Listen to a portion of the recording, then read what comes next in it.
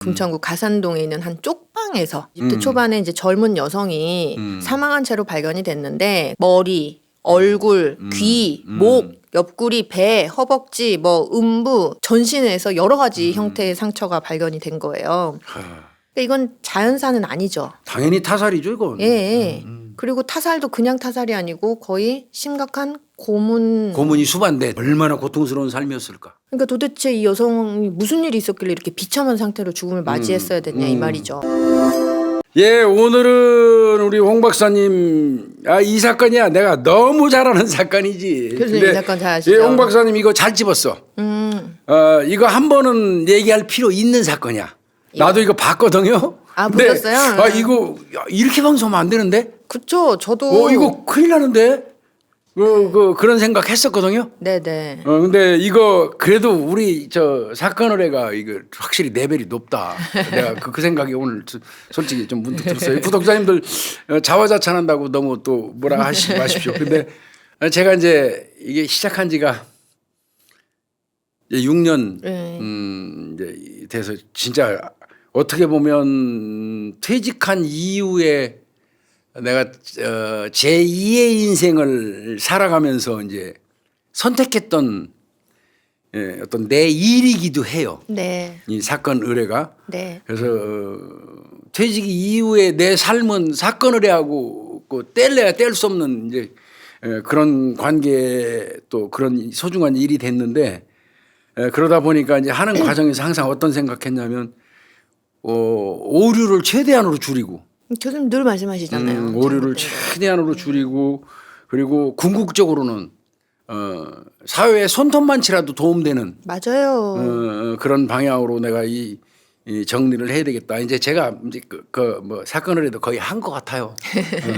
가는 데까지 내가 가는 데까지 정말 오류는 최대한으로 줄이고 실수 없어야 되고 사회에 정말 손만치라도 도움되는 그런 프로 진행하다가 정리해야겠다 이런 생각이 들었는데 사실 이 사건 가산동 여성 감금살인 사건은 이거 법리를 모르는 분들이 예. 이 방송을 하게 되면은 맞아요. 그런 오류가 좀 나요. 예. 예, 조금 전에 우리 식사하면서 우리 홍 박사하고 나하고 지금 뭐 잠시도 또 뭐 얘기를 했습니다마는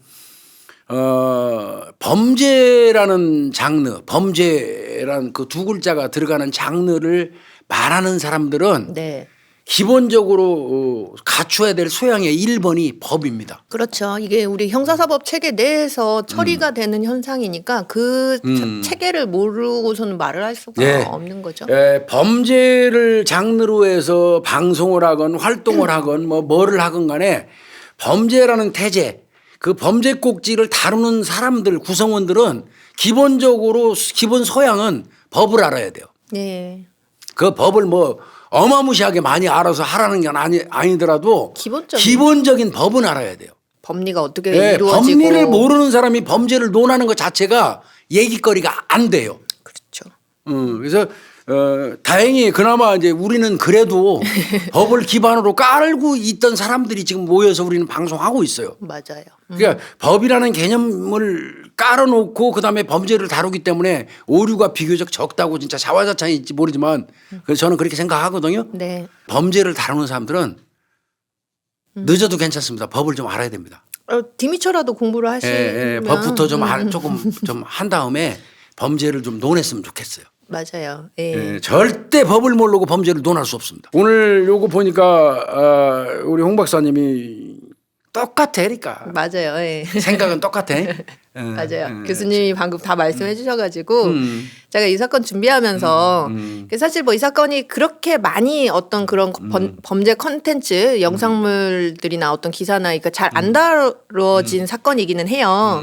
근데 제가 그거를 왜 찾아봤냐면 이게 이제 여러 판결이 났는데 제일 마지막 판결을 제가 자료를 안 갖고 있어서 그것만 그래서 혹시 기사가 났는가 해가지고 이제 검색을 하다가 이제 이 어떤 요 사건을 다루었던 영상이 하나가 있더라고요. 물론 그 채널 굉장히 유명하고 우리보다 훨씬 더 큰 채널이에요. 저도 봤어요. 그래서 이제 봤는데 이제 사실과 좀 다른 사실이 아닌 부분이 이제 그대로 그냥 좀 검열이 안 되고 좀 이렇게 나와 있길래 그게 굉장히 제가 왜 이 얘기를 하냐면 우려스러워서 그래요. 이게 이제 특히 또 판결과 관련된 부분이었는데 물론 우리 채널도 이제 우리가 이제 교수님이나 저나 이렇게 이야기하면서 이제 좀 형량이 안타깝다, 조금 뭐 그렇다라고 이야기하는 부분이 있죠. 있죠. 그래서 우리 구독자님들도 뭐 댓글에 조금 아이고 너무 답답해요 뭐 이런 댓글들 많이 남기시기는 하는데 그래도 저희는 사건의 처음부터 끝까지 전체 과정을 다 꼼꼼하게 분석하고 또 거기에 법률적인 의미, 법률적인 해석 그리고 그 사건과 유사한 다른 여러 사건들을 또 분석을 하고 비교를 해서 나름대로 저희 소신껏 드리는 말씀이란 말이에요. 근데 그게 아니라 이 어떤 그 판결문의 취지를 오해석한다든지 아니면 사실과 좀 다르게 팩트 체크가 안 됐다든지 이런 식으로 정보가 전달되고 또 그로 말미암아 그 잘못된 정보를 접한 사람들이 재판부로 막 욕하거나 욕하죠. 그러니까 거기서도 굉장히 많이 그런 게 다 이렇게 달려 있었어요. 근데 제가 굉장히 우려스러웠던 건 그러면 사실과 다른 내용으로 우리 재판부의 사법부의 불신 이야기가 된다라는 거죠. 그건 안 되죠. 절대 안 되죠. 그래서 그런 현상이 굉장히 조금 우려가 돼서 이 얘기는 좀 하고 갔으면 좋겠다. 그래요, 맞아요. 라고 이제 생각이 들었고, 그리고 이건 교수님 제 개인적인 생각인데, 그냥 그런 것 같아요. 일단 개인적으로 범죄라는 이 현상을 다루는 사람들은 나름대로 사명감이라든지 사회에 좀 던지는 메시지, 이거를 다룸으로써 좀 무슨 얘기를 하고 싶어서 지금 저 얘기를 다루는 것인가에 대한 신념, 저는 이런 게 조금이라도 있어야 된다고 생각하거든요. 사명감이 있어야죠. 왜냐하면 이 범죄라는 건 피해자가 있는 현상이니까요. 그렇습니다. 이게 그냥 뭐 다들 즐겁고 다들 뭐 이렇게 하고 하는 현상이 아니잖아요. 이 현상의 이면에는 누군가의 가족, 누군가의 어떤 뭐 친구, 연인이 희생되고 혹은 그런 지인이 아니더라도 당사자가 평생을 살아가면서 씻지 못하는 그런 고통, 이런 것들을 담겨진 현상이기 때문에 그 현상을 단순히 아무 사명감이나 신념이 없이 다룬다고 한다면 그렇죠. 그거는 다른 이유 딱 하나밖에 없다고 생각해요. 돈벌이. 자극적이니까. 사람들이 볼만한 거니까. 그냥 그 생각만을 가지고 이 범죄라는 현상을 다룬다고 생각이 들면 제가 그게 불쾌했던 것 같아요. 정말 아니에요. 지양해야 될 점이에요. 그렇게 하면 안 된다고 생각이 들거든요. 적어도 저희는 그런 생각은 안 해봤어요. 저희는 정말 그 교수님도 염 교수님도 저도 나름대로 저희가 막 이런 거 얘기하면서 조금이라도 사회에 좀 어떤 이 범죄 현상이랑 관련돼서 나아질 부분들, 예방할 수 있는 방법들 이런 거에 조금이라도 일조하지 않은 진짜 그 마음 하나로 하는 거잖아요. 네. 근데 이 범죄라는 콘텐츠 너무 자극적이다 보니까 사람들이 그냥 막 클릭해보고 그 클릭이 돈으로 이어지고 이런 구조에 좀 활용되는 건 아니지 않을까. 맞습니다. 범죄가 가십거리가 돼서는 안 돼요. 안 되죠. 절대 그렇게 돼서는 안 돼요. 그래서 좀 그런 생각이 예. 문득 들어서 좀 시작하기 전에 이야기 조금 이런 얘기 하면 좋겠다 생각이 들었고요. 많이 저도 이 생각했어요. 예. 일단 사건 이제 얘기해 볼까요? 가볼까요? 예. 이거 이제 2005년에 있었던 사건인데 2005년. 예, 3월 31일이었어요. 예.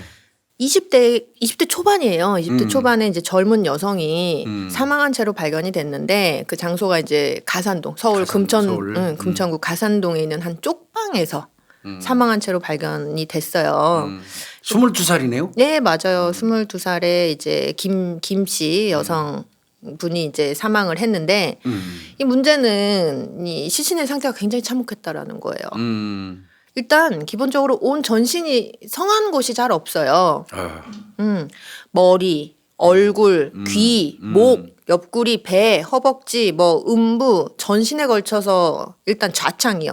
맞았다는 거죠. 맞은 상처가 있었고. 때려서 죽였구나 누가. 또 이렇게 때려서 그냥 멍든 이런 상처만 있는 게 아니고 교수님 열창, 뭐 찢어진 절창, 자창도 있었고요. 찔린 상처. 이 너무 광범위하게 전신에서 여러 가지 형태의 상처가 발견이 된 거예요. 또 상처만 있었던 건 아니고요. 음모랑 겨드랑이 털은 태운 흔적도 있어요. 고문이네. 그죠. 그리고 장기 중에서는 췌장이 파열된 상태였어요. 엄청 맞은 거네. 이게 췌장이 이 우리 장기의 거의 속에 들어가 있어가지고 보이지도 않는 요만한 거. 예, 예. 이게 겉에 이렇게 드러난 게 아니어가지고 그러니까. 이게 살짝 맞아서는 그럼요. 파열이 잘 안 돼요. 많이 심한 강도로 맞아야지 이 췌장이 파열된단 맞아요. 말이에요. 엄청나게 맞은 거예요, 이건. 그러니까 이건 자연사는 아니죠. 당연히 타살이죠, 이건. 예, 예. 그리고 타살도 그냥 타살이 아니고 거의 심각한 고문이 수반된. 예, 예. 응. 이제 이게 짐작이 되는 거예요. 그리고 여기에 플러스 교수님 또 이게 장기간 그러니까 하루아침에 생긴 상처가 아니라는 거예요. 누적 상처라는 거죠. 예, 이게 보면은 어떤 상처는 오래돼 있고 어떤 상처는 조금 덜 돼 있고 그 경과된지 이런 거 보면은 장기간에 걸쳐서 계속 해가지고 이런 장기간 지속되게 예. 반복해서 예 이게 있었다는 거예요. 고문당하고 고문당한 거죠. 얼마나 고통스러운 삶이었을까. 그러니까 도대체 이 여성이 무슨 일이 있었길래 이렇게 비참한 상태로 죽음을 맞이했어야 됐냐 이 말이죠. 아이고. 범인은 굉장히 비교적 빨리 검거가 됐어요. 이거 누구예요? 그 2명이었거든요. 2명. 예, 남자 1명, 여자 1명. 그러니까 이 두 사람이 피해 때려 성에게 죽인 거네, 예, 고문하고? 가혹행위를 해가지고 결국 사망케 한 건데 남자는 20살의 김 씨, 여자는 22살의 추 씨. 남자가 더 나이가 2살 어리네. 예, 맞아요. 그리고 심지어 이들은 이 피해 여성이 사망한 그 쪽방에서요 같이 동거하던 사이예요. 동거인을 죽인 사건이네 지금 이게. 예, 맞아요. 근데 그냥 일반적인 동거인이 아니고 그냥 룸메이트가 아니고요. 이 남자 김 씨는 말이에요, 교수님. 20살짜리? 예, 이 사망한 여성의 남자친구. 에? 교제한 사이고요. 자기 여자친구를 죽였다는 거야? 그리고 이 22살의 그 여자 여자는? 추 씨는 이 사망한 여성의 고등학교 동창 친구. 뭐야? 친구예요, 친구. 여고 동창 친구. 그러니까 내가 애인을 죽이는데 그 애인의 친구하고 나하고 공모해서 애인을 죽였다는 얘기잖아. 지금 결론은 이런 거네. 맞아요. 이게 뭔 경우야? 같이 살면서요. 예, 예. 이게 너무 경악스럽잖아요. 일단 이 피해 여성이랑 그 남성 김씨 남성은 2004년 4월부터 교제를 한 사이였대요. 이게 2005년 3월이고 인터넷 1년 남짓 사귀었네요. 예, 인터넷 채팅을 통해 가지고 이제 알게 돼 가지고 이제 사귀었는데 요 이제 사망 사건이 발생하기 한 2달 전이죠. 2005년 1월에 이 지금 피해 여성이 자기 친구 여자친구 추 씨한테 이 남자친구를 소개를 해줘요. 우리 애인이라고. 예, 이렇게 소개를 해줬고 그러고 나서 같이 사는 거야 이것들이? 그리고 나서 이제 이 세 사람이 같이 살기 시작한 거예요. 2월부터 이 쪽방 한 개를 얻어갖고 3명이 이제 같이 사는 동거를 건데 그러다가 2월 12일부터 이제 비극이 시작이 돼요. 뭐지? 이 비극적인 사건이 시작이 되는데 도대체 왜 그러냐면 갈등의 씨앗이 된 사건이 2가지가 있었거든요. 첫 번째는 뭐냐면 이 피해 여성이 이제 사귀면서 남자친구 사귀면 김 씨 사귀면서 이 김 씨의 누나 집에 간 적이 있었나 봐요. 우리 누나 집에 애인 데려간 거네. 쉽게 얘기해서. 근데 이제 그 집에서 이 피해 여성이 이 남자친구 누나의 돈을 훔쳤다. 라고 이렇게 의심을 하고 있었던 거예요. 훔친지 아닌지 몰라요. 그냥 의심을 하고 있었던 거예요. 그리고 이제 2번째 이유가 뭐였냐면 한 1월 달쯤에 여성이 없어진 적이 있었어요. 피해 여성이. 잠시 이제 그 연락이 두절된 적이 있었단 말이에요. 근데 왜 그러냐면 이것도 그러니까 이 집은 다 이 연관된 사람들이 좀 다 그런데 남자친구 김 씨의 이 아버지가 있었는데 이제 새아버지였거든요. 계부였어요. 계부. 근데 계부가 이제 찾아와가지고 이제 뭐 너네도 일해야 되고 돈 벌어야 되지 않냐 뭐 이렇게 얘기를 했는데 정작 그러면 아들을 뭐 이렇게 일자리를 시켰으면 되죠. 그게 아니고 이 아들의 여자친구인 피해 피해자를? 여성을 목포에 그 돈 벌 수 있다 이렇게 해가지고 둘이 같이 간 적이 있어요. 뭐야 이건? 그러니까 남자친구의 새아버지랑 이 피해 여성이 지 애인이 간 거네 쉽게 얘기해서. 목포로 간 거예요. 우리 나라면 우리 계부를 따라서 의붓아버지를 따라서 내 애인이 목포 간 거야 지금. 맞아요. 그렇게 된 거란 경우야? 말이에요. 이게 뭔 경우야? 근데 목포 간 것까지도 괜찮은데 목포 가가지고 또 연락이 잘 되면 괜찮잖아요. 그렇지. 연락이 아예 끊겼어. 자기야 나 자기네 아버지가 소개해줘가지고 뭐 해 이렇게 하면 되는데 아버님이 지금 소개해서 어디서 뭐 일하고 거 있어 뭐 아니야. 이렇게 하는데 그 연락이 끊겼어? 두절된 거예요. 둘 다. 뭐야, 이 남자친구 그럼 둘이 뭐 한 입장에서는 거야? 새아버지도 연락이 안 되고 여자친구도 연락이 안 돼. 이 두 사람 같이 있는데 콩가루야 씨. 이제 이렇게 하니까 이 남자친구 입장에서는 의심하겠네. 두 사람이 성관계를 가졌다. 좀 부적절한 관계를 가졌다. 그렇게 의심했구나. 라고 이제 본인이 굉장히 의심을 한 거예요. 이미 뭐 의심이 아니고 단정을 한 거예요. 했다. 이렇게. 참 예. 희한한 일이네. 이것도 굉장히 좀 지 아버지가 데리고 가는 거를 막아야지 무슨 지금 웃기는 놈이네. 그죠.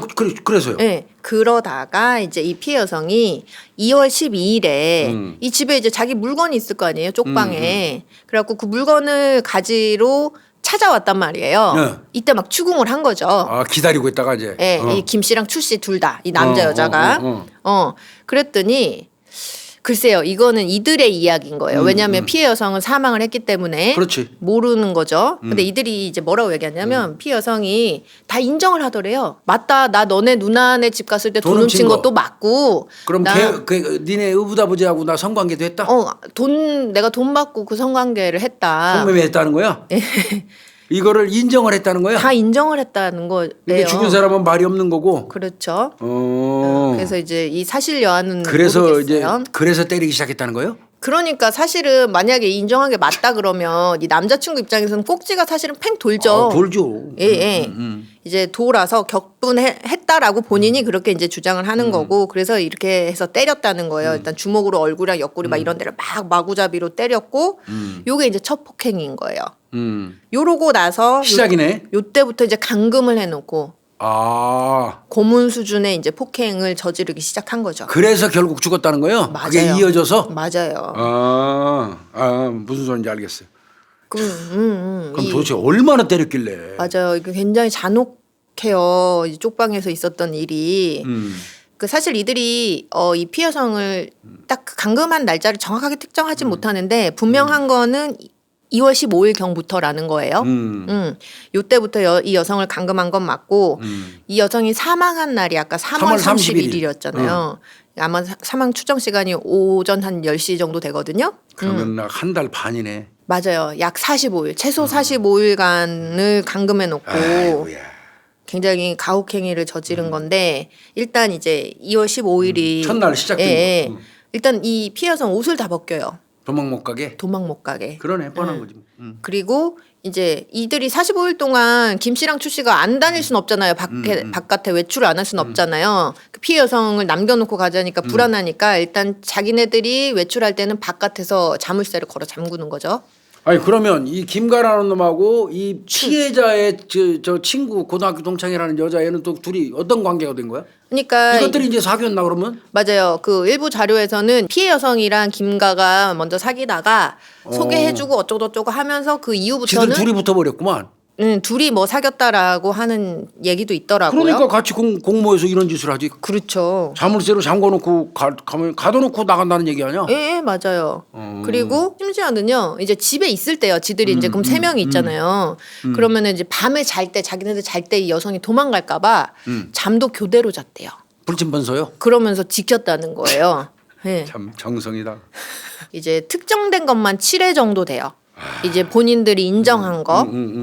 가혹행위? 네, 가혹행위가요. 한번 봅시다. 어떻게 때리는 거야 이거? 이제 첫 번째는 2월 15일 그날 감금해놨던 그날 저녁. 첫날. 늘 폭행은 한 밤에 있었어요. 8시나 9시 막 요럴 때 저녁. 이 피해 여성이 이날 또 왜 그랬냐면 설거지하는 척하면서 도주를 시도해요. 그래서 성공을 해요, 교수님. 실제로 밖으로 뛰쳐 나갔단 말이에요. 막 도망가는데 문제는 김 씨랑 추 씨가 쫓아나와요. 그래서 한 200m를 쫓아와가지고 잡혀요. 아이고야. 예. 이러니까 또 얼마나 엄청 두들겨 팼겠어요. 맞았겠구만. 그래서 이제 집에 끌려가가지고 일단 그 남자 김 씨는 주먹으로 일단 이 피해 여성의 얼굴, 머리 이런 데를 무차별 가격을 했고요. 이 여자 추 씨, 여고 동창생 추 씨는 주먹으로 또 여기 옆구리, 뭐 여기 허벅지 이런 데를 또 무차별 폭행한 거예요. 같이 때린 거야. 그러니까 둘이 주먹으로 막 난탈한 거죠. 둘이서 이 막 팬 거지 뭐. 엄청 팬 거죠. 그 실패했고. 요게 이제 이렇게 한 거고 2월 20일에 또 요것도 저녁 9시경이에요. 그러니까 지금 옷을 안 입혔다 그랬잖아요. 못 도망가게 홀랑 벗겨놓은 네. 거예요. 그리고 또 가만히 놔둔 게 아니고 집안일 같은 걸 엄청 시켰나 봐요. 그러겠지. 이런 거 이제 일하라고. 근데 이제 밤 9시쯤에 이 피해 여성이 이제 잠에 들었던 모양이에요. 9시니까 잘 수 있죠. 근데 이유가 왜 시킨 일을 안 해놓고 잠을 자고 있냐, 태평하게. 일부러. 그러면서 이제 남자 김 씨가 주먹으로 얼굴을 막 수차례 가격을 해요. 그리고 여기서 그냥 손으로만 또 때리면 되지 않고 뭘로 하냐면 방에 이제 그 사이다병이 굴러다녔나 봐요. 병으로 때렸구나. 사이다병 굉장히 두껍잖아요. 그래서 유리가 이 사이다병으로 머리를 한 10차례 넘게 내리쳤다는 거예요. 완전히 나쁜 놈 시키네 이거. 그러니까 이제 얼굴이랑 머리 이런 데 이제 막 좌상이 생겼겠죠. 그리고 또 이제 그로부터 5일 뒤인 2월 25일 이거 5일 간격이네 거의. 그렇죠. 이제 근데 이거 특정된 것만 그렇고 아마 더 있었을 계속 거라고 했겠지만 생각해요. 평상시도. 네.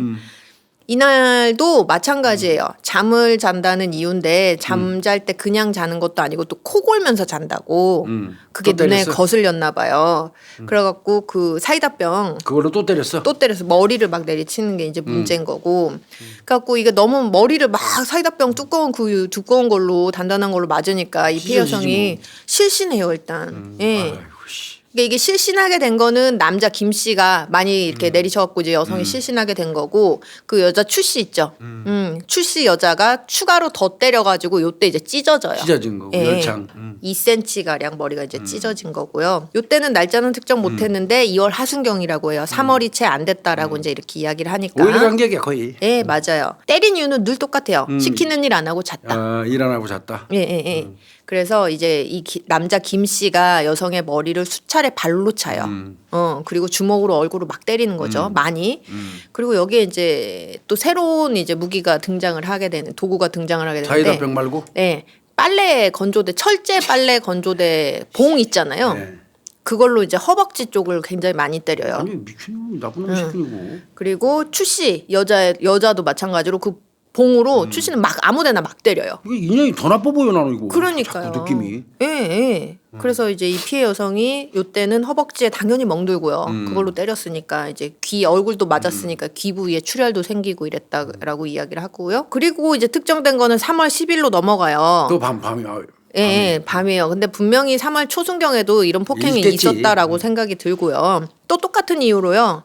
그 김씨 남자가 건조대 봉으로 이제 그걸로 쓰는 것만 주로. 예, 이제 허벅지랑 등 이런 데를 막 때려요. 예, 그래갖고 이제 또 멍들게 되는 이런 게 있었고 또 3월 20일 특정된 또 거. 밤 9시? 예, 또 밤 9시예요. 늘 밤이라고. 그 시간에 때리는구만. 예, 밤이라고 하고 아마 제 생각에는 낮에 일어나가지고 그러니까 늦게 일어나가지고 민기적거리다가 요 이제 피해 여성은 힘들어서 잠들면 요것들이 막 이제 괴롭히고 때렸던 것 그런 것 같아요. 같아요. 요 3월 20일쯤 되니까 이 피해 여성이 너무 자주 맞아가지고 얼굴이 막 엄청 부은 거예요. 근데 특히 눈도 막 엄청 퉁퉁 부은 거예요. 못 뜨지. 그래갖고 눈을 거의 잘 못 뜨는 상태가 된 거예요. 여기가 부어가지고.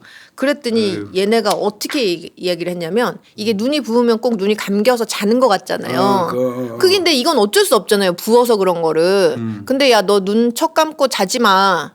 라고 하면서 또 때려? 그 눈이 이렇게 부어서 그래 라고 하면은 너 자꾸 그러면 눈을 비벼가지고 잠에서 깨 눈을 떠 이렇게 시켰다는 거예요. 때리는 구실 찾는 거야 이거는. 계속. 맞아요.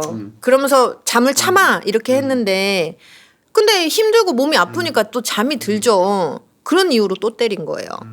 이때는 폭행의 정도가 굉장히 가혹했어요. 굉장히 정도가 심했어요. 일단 여기서 이제 또 새로운 도구가 나오는데 이 남자 김 씨가 방 안에 있던 드라이버로요. 아, 이 새끼 이거. 드라이버로 이 피해 여성의 목을 막 그어요. 목을 긋고 주먹으로 또 머리 얼굴 쪽을 막 무차별 난타를 한 다음에 여기에서 그치지 않고 이 머리를 잡고 벽에다 수에 찍어요. 좀 죽이려고 작정한 거 이 새끼. 예. 그리고 그 여자 추 씨도 여기 가담해서 또 이 여자애도 드라이버로 허벅지 이게 더 나쁜 년이고. 허벅지 이런데 막 그어갖고 찢어져 열상 입어요. 그리고 이제 죽기 하루 전날이죠. 여성이 3월 30일 이니까. 사망하기 하루 전날인 3월 30일 밤 10시경이라고 하는데 요때 폭행 당하고 12시 지나가지고 그 다음날 아침 10시에 사망한 거예요. 날짜 지나가지고. 요때 너무 많이 맞으니까 이 피해 여성이 막 울면서 빌었대요. 나 좀 집으로 좀 내보내줘. 나 집에 좀 보내줘라고 하면서 이제 막 나가려는 제스처를 취했을 거 아니에요. 문 바깥으로.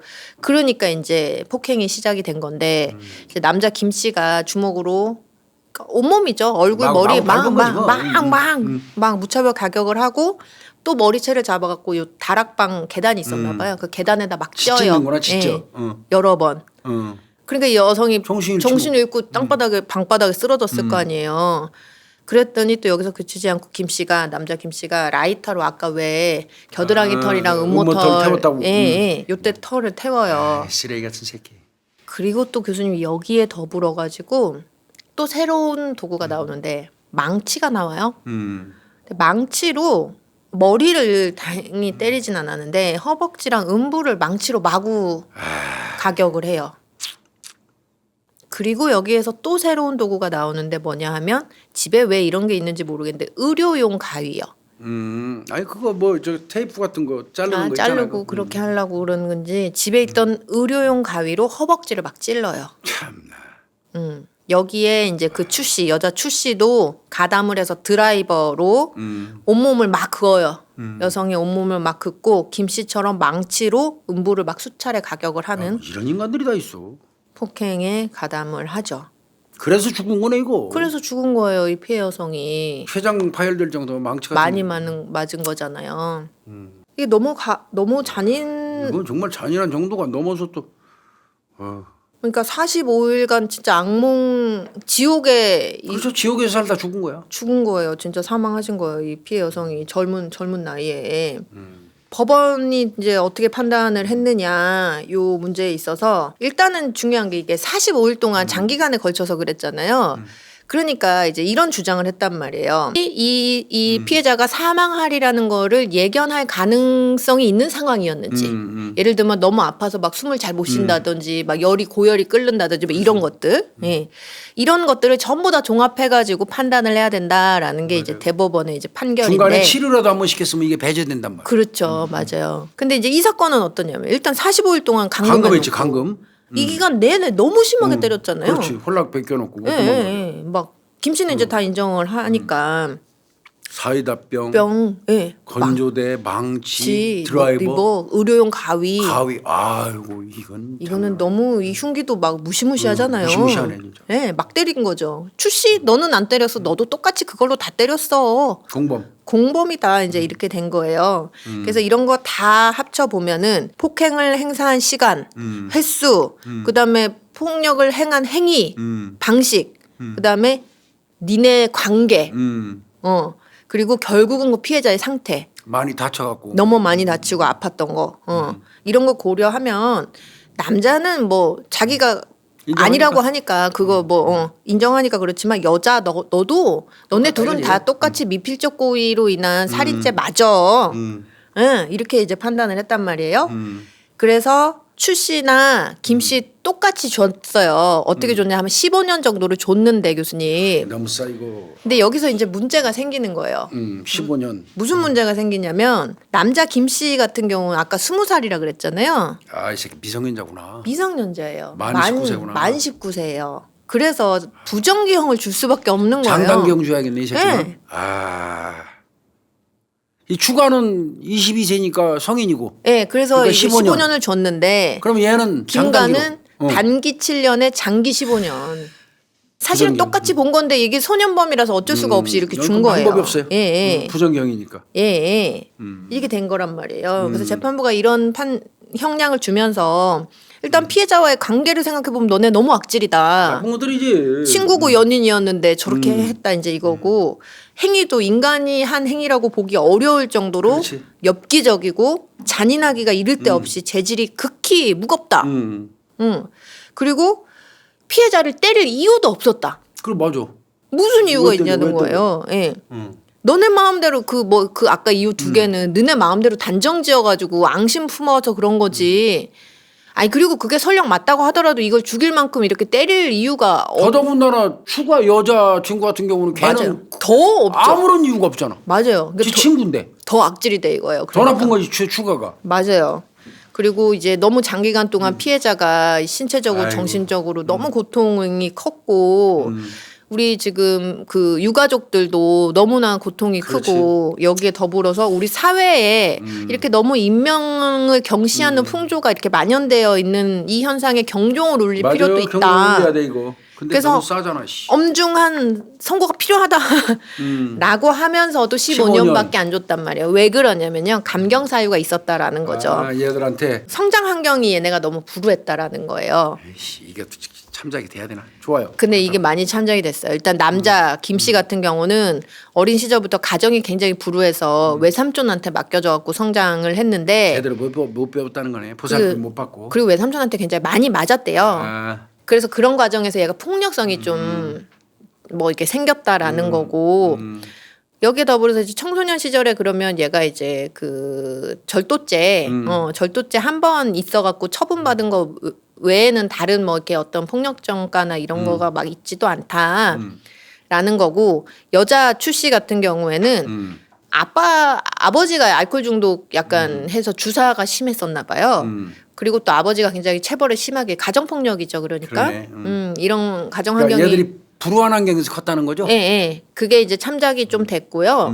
그리고 이제 나이가 또 젊잖아요. 그래서 그러네. 둘 다 어리니까 이제 교화 교정의 가능성이 있다라고 이제 재판부가 얘기를 한 거고. 그리고 이제 더 큰 거는 일단 김 씨 같은 경우는 부인을 안 해도 인정을 했으니까 반성을 하고 있는 점이고 결정적으로는요 유족한테 용서를 받았어요. 합의가 돼버렸구나 이거. 예, 유족한테 잘못을 빌어서 용서를 그러면 받았어요. 뭐 15년이면. 그래서 이제 피해자 유족들이 이들을 선처해달라고 이렇게까지 왜 선처를 했지 이게? 했어요. 선처 요청까지 했어요. 그러니까 어쨌든 재판부에서는 받아들여졌겠죠. 그래서 15년이 선고가 된 건데. 뭐 일단 뭐 그 정도 이해돼요. 근데 이제 2심 항소를 했단 말이에요. 아니 1심에서 혐의 부인 안 하고 잘못 인정한다고 해갖고 15년 이렇게 감경해줬는데 얘네가 또 2심 가갖고는 항소했어요. 둘 다 항소했어요. 둘 다. 뭐가 억울해요. 뭐가 억울해서 항소를 해. 그래갖고 이제 항소를 왜 했냐라고 보면은 남자 김 씨 같은 경우는 내가 손발로 막 때린 건 맞는데 그리고 그 철제 봉도 맞다 그거 때렸는데 의료용 가위라든지 드라이버라든지 사이다병으로는 때린 적이 없다. 아 도구를 지금 이제 몇 개 빼달라 이거야? 예, 예. 그리고 내가 때려갖고 이 사람이 기절한 적이 없다. 그 정도로는 안 때렸다. 여기에 더불어서 난 죽일 의사가 없었다. 결국 살인의 고의성 부인이네. 예, 예. 그리고 이제 여자 추 씨 같은 경우는 그래 내가 폭행에 가담한 것은 인정한다.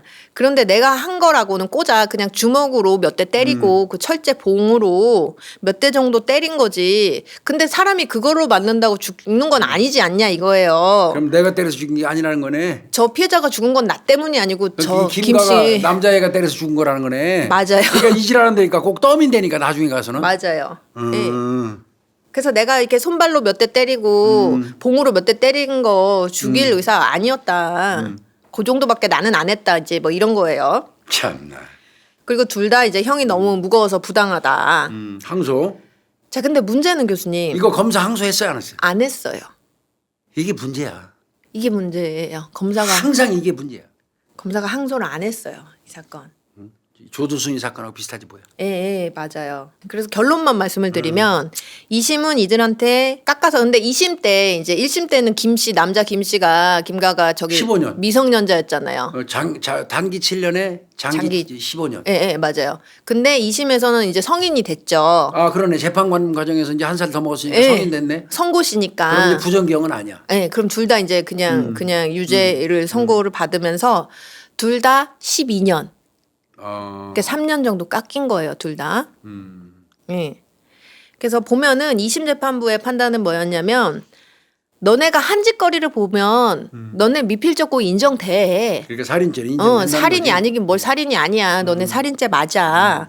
그래서 살인은 유죄였는데 양형이 부당하다는 거 아니에요, 지금. 얘네가 너무 과하다. 양형 부당과 관련돼 가지고 요거를 좀 받아들여줬어요. 3년을 깎아줬잖아요, 둘 다. 깎아줬어요.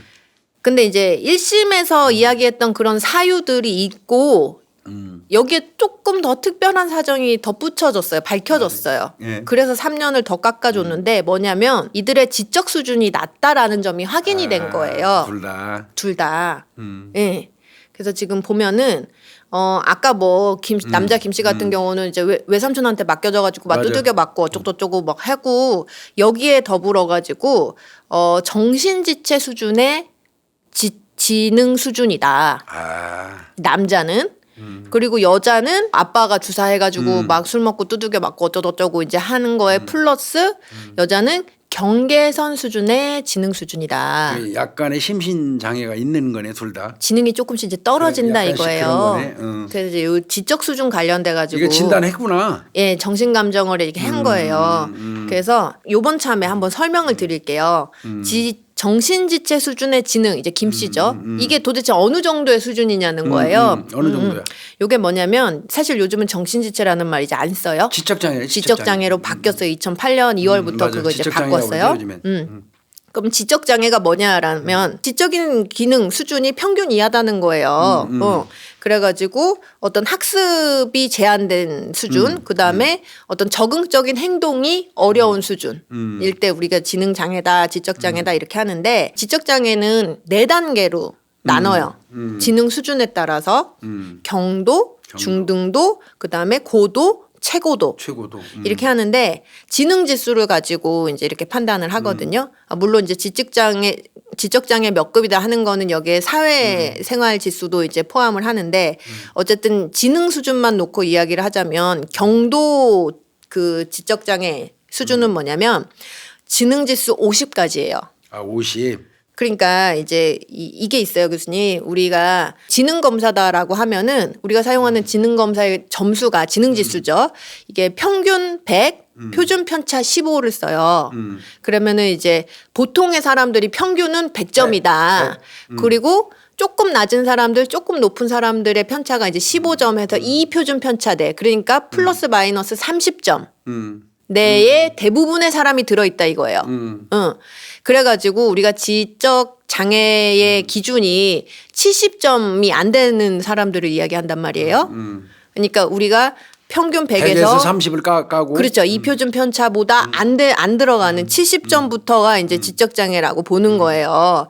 그러면 경도다라고 하면은 69점에서 50점까지인 거예요. 그럼 비교적 근접하네. 70 가까이 가네. 네, 70에서 조금 더 뭐 부족한 게 이제 경도, 그다음에 중등도 같은 경우에는 이제 35까지. 그러니까 49점에서 35점까지. 그건 조금 더 심한 거고. 그리고 고도는 이제 20점까지. 이건 아주 심한 거네. 34에서 20점까지. 그리고 최고도는 20이 안 되는. 아유. 요거로 분류를 하거든요. 그러니까 이제 경도 수준이면 사실은 거의 일상 비슷하게 돼요. 예. 초등학교 수준의 지식 습득 가능하고요. 그다음에 아주 숙련된 기술이 아닌 아주 단순한 작업들 있잖아요. 예를 들면 봉투 붙이거나 뭐 이런 것들. 이런 것들은 할 수 있어요. 일상에 그렇게 큰 지장은 없겠다. 그러니까 직업 활동도 어느 정도는 가능하단 말이에요. 어느 정도 좀 제한됐지만 지식 습득도 가능해요. 그래서 이들은 결혼 생활이라든지 독립된 생활도 가능해요. 경도는 그러다 보니까 이게 사실은 우리가 지적 장애를 진단을 받으려면 교수님 어떤 임상적 평가라든지 표준화된 지능 검사라든지 이런 것들을 받아야 된단 말이에요. 근데 예를 들면 가족이나 주변인들이 이제 조금 케어를 못 해주거나 이렇게 좀 캐치를 못 하거나 이렇게 되면은 분명히 지금 문제가 있는데 이게 진단이 안 되는 사람들이 그냥 있다는 넘어가는 거예요. 거지 뭐. 겉으로 봤을 때는 그냥 대충 활동도 좀 하고 생활도 하니까 이런 사람들이 꽤 있다라는 거예요. 그래서 어쨌든 이 김 씨, 남자 김 씨가 얘는 어디에 속한 거야? 지적장애 수준이었다고 하는 걸 보면 제 생각에는 근데 진단은 지금 안 됐었단 말이에요. 요거 이제 2심 재판 거치면서 조금 이상한데 이러면서 이제 조금 이렇게 해본 거예요. 정신감정을. 그랬더니 이제 나온 거 보면 제가 봤을 땐 최소 경도 수준은 경도부터 아니었을까. 지적장애 아니야? 맞아요. 그러니까 그러면 최하 경도네. 예, 맞아요. 그래서 한 70에서 50 정도의 수준이었다라는 거죠. 남자애는? 그러면은 요런 게 참작이 될 법하다 이거예요. 될 법하네. 그리고 여자 출시 같은 경우는 경계선 수준의 지능이라고 얘기했잖아요. 근데 요거는 요거보다 조금 더 높아요. 경계선 수준은 뭐냐면 명백한 지적 장애, 그러니까 70점 이하 안 되는 게 이제 지적 장애잖아요. 요건 아니에요. 요건 아닌데 평범한 사람들보다는 낮아요. 아 그래도. 예. 그래서 지적 장애와 비지적 장애의 중간 그래서 딱 경계선이 걸쳐 있다 이거지. 그 회색지대에 있는 거예요. 그래서 이제 보면 아까도 말씀드렸다시피 지적 장애는 지능 지수 70 미만이잖아요. 그리고 뭐 이제 여러 가지 뭐 웩슬러 지능 검사라고 가장 유명하게 쓰이는 많이 하죠. 예. 지능 검사인데 한 79점에서 70점 사이. 요 정도가 경계선이에요, 교수님. 그러니까 얘는 조금 난 거야, 그러니까. 조금 난 거예요. 조금 난 거. 그리고 뭐 우리 DSM이라고 이제 우리 정신질환 및 진단 및 통계편람이라고 해가지고 우리 정신질환들 이게 분류하는 분류 체계가 있는데 광범위하게 쓰이는 건데 하여튼 이런 거를 다 종합을 해보면 대략 한 85에서 70점. 그러니까 그 100점 기준으로 1표준 편차와 2표준 편차, 그러니까 15점에서 30점 그 내의 점수, 그러니까 85점에서 70점. 그러네. 여기에 해당되면은 요 사이에 있으면 요게 경계선이에요. 그러니까 일반인보다 조금 부족하다는 조금, 얘기예요. 근데 지적장애까지는 아니고. 그러니까 그 정도는 아니고. 그 정도예요. 그러니까 요것도 외관상 그렇게 두드러지지 않을 수 있거든요. 그렇겠네. 애들이 애매한 케이스네. 예. 그래서 이제 학습 능력이 당연히 낮고, 근데 이 사람들은 좀 추상적이고 고도화된 사고는 좀 한계가 있겠죠. 예, 예. 그리고 대인관계나 이런 게 조금 소통이 떨어지고, 그다음에 자존감이 낮고, 사회적인 규칙을 이해하거나 이런 거에서 조금 이제 티가 난다라는 거예요. 차이가 있다라는 거예요. 그러니까 추씨가 여기에 해당이 된다라는 거죠. 그러니까 이런 점들이 조금 가만히 될 수 있다라고 2심에서 밝혀진 거예요. 그 정신 감정을 받아가지고. 그래서 15년에서 둘 다 12년으로 떨어진 거란 말이에요. 그 여기까지 이제 2심인데 이제 3심 대법원의 판단이 뭐냐? 최종심? 예, 최종심. 그 제가 앞서서 다른 그 채널에서 맞습니다. 이제 여기서부터 문제가 좀 나올 거예요. 예, 예, 이제 특히 잘못 얘기했던 부분이 이 부분인 건데 결론부터 말씀을 드리자면 대법원에서는 파기환송 결정을 했어요. 예. 예. 잘못 당연해요. 이건 파기환송. 파기환송을 했는데 교수님은 아마 바로 캐치를 하셨을 거예요. 왜 그런지. 그 이제 다른 채널에서 좀 잘못됐다고 얘기했던 부분이 이 대법원에서 파기환송을 한 이유가 이들이 이제 지금 미필적 고의가 있어 인정이 돼가지고 살인죄 1, 2심 다 살인죄 인정됐잖아. 인정이 됐는데 그 잘못된 정보 그 영상에서는 이거를 인정을 안 해줬다. 그러니까 대법원에서 살인의 고의성을 인정을 안 해서 해줘서. 파기환송했다. 네, 이렇게 이제 정보를 전달했는데 이건 잘못된 틀린 정보고요. 네, 지금 요 대법원의 제대로 된 취지를 이제 말씀을 드릴게요. 팩트를 체크를 해드리자면 대법원에서 살펴본 쟁점 중에 하나가 살인의 고의성이 있었냐 없었냐는 건 맞아요. 그렇지만 이에 대해서 대법원의 판단은요, 맞다. 그 살인의 고의성은 인정한다. 이거잖아. 미필적 고의 충분히 인정된다. 오케이. 미필적 고의를 인정한 1, 2심의 판단에 위법한 부분이 없다. 이거였어요. 그러면 대법원이 이 사건을 왜 파기환송 시켰냐 이거죠. 그렇죠. 다른 이유가 있어요.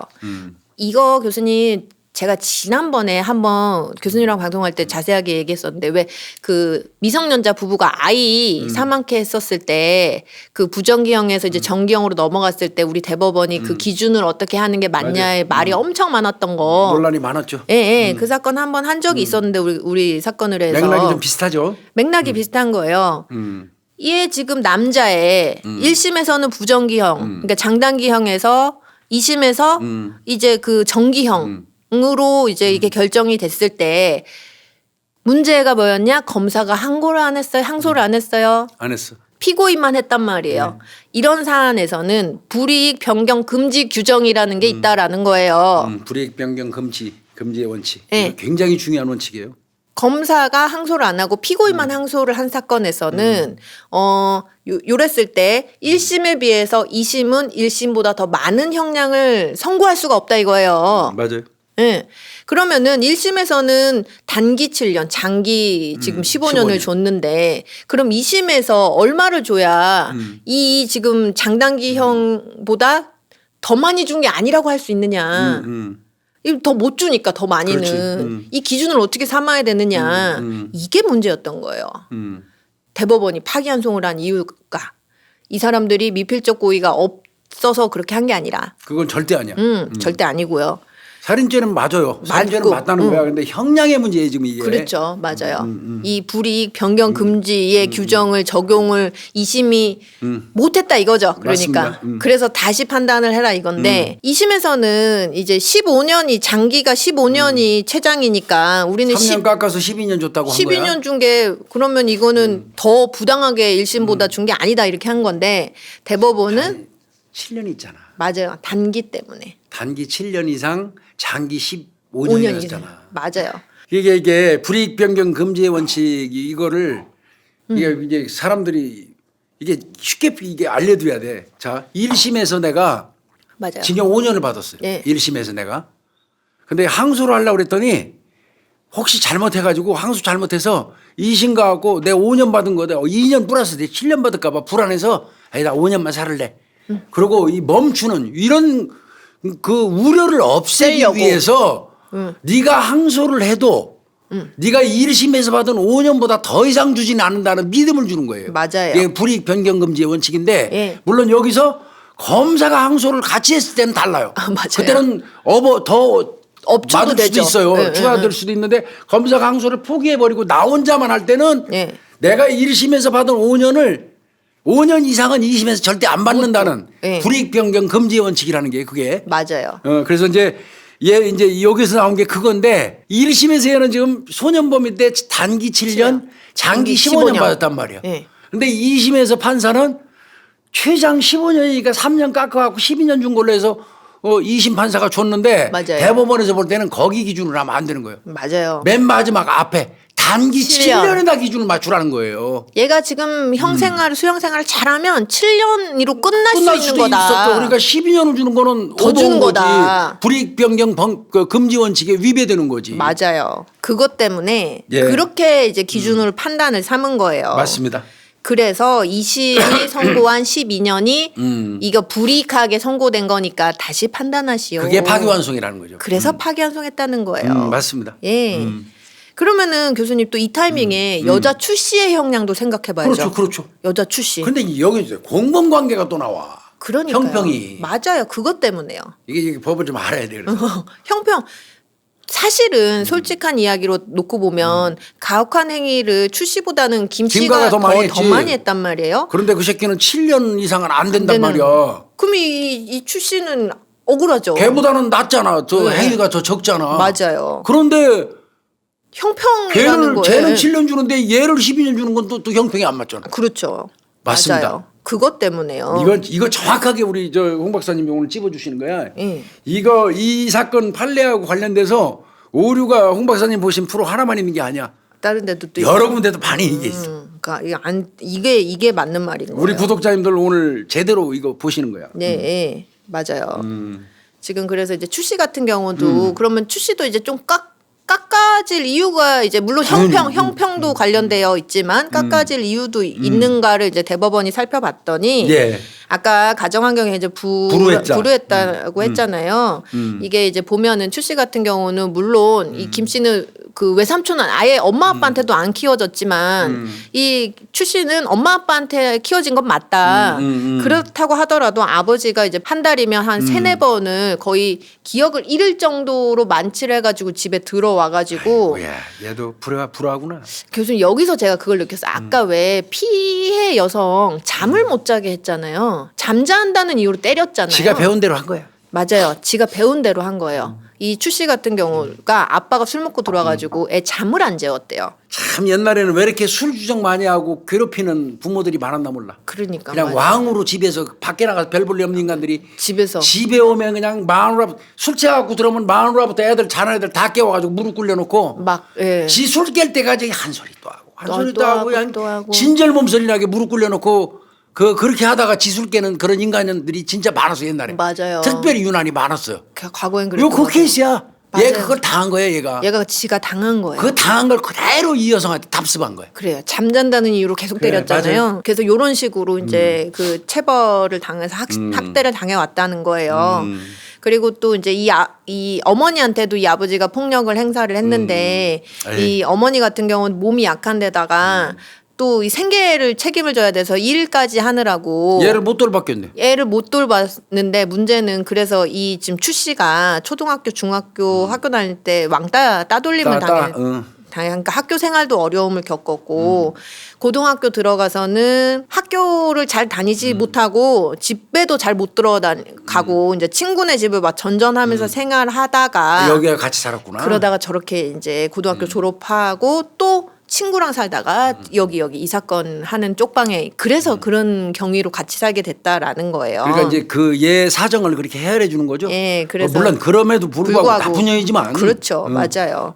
그래서 이제 뭐 보살핌, 훈육 이런 걸 제대로 못 받고 못 받았고 또 제대로 배우지도 못했고 그리고 이제 자기가 이제 뭐 따돌림 당하면서 그런 마음속의 화 이런 것들이 이제 생기게 된 거고 그리고 얘 지능도 지금 경계선 수능이니까 어떤 사회적인 규범이라든지 도덕적인 어떤 그 이해 능력이 조금 부족한 부분도 우리가 참작을 해줘야 된다. 그리고 처음부터 죽이려고 한 건 아니지 않았냐. 하다 보니까 이제 그렇게 된 거. 그리고 무엇보다 공범인 김 씨. 랑 형평의 부분도 주도적이진 않잖아요, 얘가. 예, 맞아요. 주도적이지 않은데 이게 지금 12년, 7년 이렇게 되면 형평에 말이 안 맞는 거다.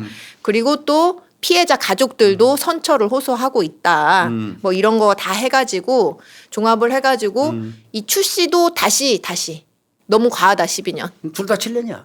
그래서 다시 가가지고 이 파기환송심을 제가 물론 7년으로 지금 생각이 들잖아요. 교수님. 볼 것도 없이 7년이야. 7년이었을 거예요. 근데 더 이상 줄일 수는 없어요. 더 줄일 수는 없죠. 그래서 근데 이제 제가 확실하게 보고 싶어가지고 이제 찾다가 그 잘못된 정보가 있는 거를 본 거예요. 찾기 힘들어요. 맞아요. 근데 제 생각은 사실 이 7년도 겨자 먹기로 준 거예요. 어쩔 수 없어서. 소년범이었기 때문에 1심에서 단기 7년, 장기 15년을 줬단 말이에요. 맞아요. 그거 준 게 이게 문제가 돼가지고 할 수 없이 불이익 변경 금지 원칙에 의거해서 단기 7년에다 맞춰서 최대한으로 준 게 7년인 거거든요. 맞아요. 근데 여기서 더 줄일 수는 없죠. 그러니까 김가 그놈은 소년범이었기 때문에 단기 7년 된 거고. 그런데 같이 범에 관한 추 씨라는 여자도 있는데 엄밀히 얘기하면 김가가 더 주범인데 7년밖에 안 받는데 공범인 이 여자가 얘는 7년 받았는데 얘보다 더 받을 수는 없잖아. 그렇죠. 그러니까 이 여자도 최대한으로 주는 게 7년. 그래서 7년짜리로 이게 끝난 거예요. 이게 불이익 변경 금지의 원칙을 이해를 못했던 것 같아요. 이 2심에서. 요거는 오늘 아마 우리 구독자님들 큰 공부할 것 같아요. 그 맞아요. 그래서 교수님 그런 생각이 있어요. 우리 왜 지난번에 한번 다뤘다고 말씀드렸는데 그 사건 다룰 때도 교수님이랑 저랑 많이 이야기했는데 이 텀을 너무 재판부도 장단기 주면서 그때 우리가 그 얘기했잖아. 했잖아요. 너무 텀을 주면 안 된다니까. 이런 사단이 생길 수 있거든요. 적어도 여기서도 12년 단기 12년, 장기 15년 이렇게 줬으면 12년은 최소 받았을 미니멈으로 그 유지가 되잖아. 그러니까요. 그 텀 좀 줄이는 거 필요하다고 우리가 말씀드렸던 게 그거고요. 맞아요. 그래서 불이익 변경 금지의 원칙은 검사가 항소를 하지 않았을 때 얘기입니다. 맞아요. 피고인만 항소했을 때 1심보다 2심에서 더 상향된 그 형은 받지 않는다는 원칙이에요. 맞아요. 그거를 보장을 안 해주면 항소를 안 해요. 사람들이 두려워서. 그래서 그걸 방지하기 위해서 불이익 변경 금지 원칙이라는 걸 만들었고요. 내친 김에 하나만 더 말씀드리면 우리 뭐 가끔씩 시험 하지만 형종 상향 금지 원칙. 이건 뭐냐면 벌금 사건이 약식 기소 사건. 네네. 약식 기소 사건도 원래는 그 불이익 변경 금지 원칙이 작용됐어요. 네. 내가 100만 원을 벌금을 받았어. 네. 나 억울해가지고 나 100만 원 못 내겠어요. 정식 재판 청구할 거예요. 그러면 정식 재판 청구했을 때 정식 재판에서 100만 원 이상을 못 하게 했어요. 네네. 그런데 이거를 계속 하다 보니까 대체로 이 사기치거나 경면범죄 저질 놈들이 시간을 끌기 위한 전략으로 사용을 많이 해요. 벌금 내는 돈 또 시간 버는 식으로. 그리고 각종 증인들을 막 신청해갖고 소송의 어떤 경제적인 측면에서 너무 피해를 주는 거야. 그렇죠. 그래서 이거는 이 약식 재판 관련된 거, 벌금 관련된 거는 불이익 변경 금지 원칙을 배제하자. 그래서 얼마 안 됐습니다. 아마 내가 알기에 18년인가부터 어떻게 바뀌었냐면 이제는 이제 고정 사건이라고 그래요. 뭐 2000 고정 뭐 이렇게 나가기 때문에 고정 사건이 이렇게 부르는데 이제는 벌금 100만 원이 떨어져서 나 정식 재판 청구해 100만 원 못 내겠어요. 이렇게 했잖아요. 그런데 정식 재판하는 과정에 200만 원도 될 수 있고 300만 원도 될 수 있어요. 그러니까 불이익 변경 금지 원칙이 그건 배제됐어요. 맞아요. 약식 재판. 그래서 이거를 형종 상향 금지 원칙이라고 부릅니다. 뭐 이거 뭐 너무 우리 구독자님들이 이런 것까지 깊숙이 할 필요는 없는데 참고로 좀 하셨으면 좋겠어요. 그냥 지식 측면에서요. 그래서 형종 상향 금지 원칙이라는 거 원래는 그것도 불이익 변경 금지 원칙이 적용됐었어요. 그래서 똑같이 더는 못 주다가. 근데 이제 약식 기소에서는 그거 없어졌다. 네네. 약식 기소에서는 내가 100만 원 벌금 나왔는데 정식 조금 재판에다가. 더 깎아보려고 내 정식 재판 청구했다가 200만 원, 300만 원으로 더 오히려 맞을 수도 따답을 내릴 수도 있어요. 맞아요. 그건 달라요. 이 네네. 형량하고 그런 거 좀 알았으면 좋겠습니다. 맞습니다. 아, 오늘 아마 우리 홍 박사가 이거를 선택해서 한 거는 아니 이거 이 불쾌하게 혹시라도 해당되는 분들이 있다면 열어보세요. 여러 곳 내가 네네. 알기로는 네. 이거를 뭐 지적했다고 생각하시면 절대 안 돼요. 아니에요. 네. 그리고 우리 홍 박사 심성도 그렇고 누구를 뭐 비난하고 뭐 이러려는 목적이 추호도 없다는 거. 맞아요. 이렇게 뭐 남의 한 말 뭐 비난해서 뭐 하겠어요? 이거는 다만 그릇된 정보, 네. 그다음에 이거 잘못 알은 법리, 맞아요. 이거는 확실히 좀 바꿔주는 게 좋을 것 같다. 네. 근데 이거 언젠가는 해야 될 일이었어. 이거 한 번은 우리가 맞아요. 이게 그 부분 하나 좀 하고 또 마지막으로 한 번 더 말씀드리면 장단기형을 선고할 때 이런 현상. 맞아요. 불이익변경 금지의 원칙이 적용되는 걸 생각해서라도 네. 장단기의 갭을 너무 멀게 주지 말라. 말고. 예. 이 경우도 한 단기 10년, 장기 12년, 15년 이랬으면 최하위 못된 짓 이거 한 집 봐봐 이거 맞아요. 처질 놈들인데 얼마나, 예. 이게 7년짜리입니까? 아니죠. 사람 적어도 죽었는데. 15년 이상은 살아야 될 것들이 엄밀히 얘기하면. 맞아요. 그러니까 이 장단기를 너무 상한을 이렇게 갭을 둬가지고 7년짜리로 끝났잖아. 맞아요. 그리고 이제 그 검찰에서도 이게 장단기 갭이 너무 크다 이렇게 하면 또 항소 포기하지 말고 해야 돼요. 같이 항소해 줘야 돼요. 무조건 좀 하는 방향으로. 맞습니다. 그런 것도 좀 생각을 해봐야 될 것 같아요. 예, 이거 정말 속상한 일이에요. 그럼 그놈을 그러니까 7년을 줄 수밖에 없으니까 그놈보다 행위가 조금 더 경한 공범은 더 줄 수는 없잖아. 그놈보다. 그러니까 이렇게 돌이켜 생각해 보면 교수님 이 사건에서 엉망이 1, 돼버리네. 2, 3 다 3심 이게 파기환송심까지 어느 재판부도 7년 주고 싶진 않았을 거예요. 아무도 7년 주고 싶지 쉽지 않아. 않았어요. 근데 얼마나 나쁜 결과론적으로 짓을 그냥 7년이 돼버린 거지. 그러니까 그놈의 단기형 7년 주는 바람에. 예. 그래 1심에서 그걸 잘못해가지고 그렇게 된 거야. 맞아요. 예, 오늘 우리 구독자님들한테 뭐 좀 가산동 여성 감금 살인 사건 네네. 어떻게 보면 이제 법률적인 어떤 상식도 좀 알아볼 수 있는 그다음에 이제 이 사법부에다가 네. 저희가 하고 싶은 말도 하는 기회도 됐어요. 맞아요. 네. 네. 홍 박사님 꼼꼼하게 찾아오느라 고생했어요. 네. 의미 있는 시간이었어요. 감사합니다. 수고했습니다.